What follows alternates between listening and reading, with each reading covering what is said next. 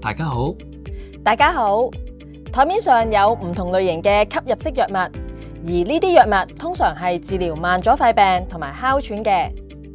治療慢阻肺病同哮喘嘅藥物，大部分都係吸入式，而吸入式藥物就係經氣管入去肺部，直達支氣管，比起口服藥更快捷有效舒緩病情。對於其他器官所產生嘅副作用亦都較少。使用吸入器嘅方法一定要啱，如果用錯方法就會吸唔到足夠嘅藥物，亦都舒緩唔到症狀。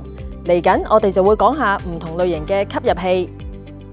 吸入器大致可以分為壓縮型吸入器、乾粉型吸入器同埋輕霧型吸入器三大類別。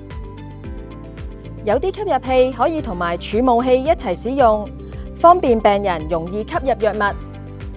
我哋亦都會評估病人嘅吸氣能力同埋技巧。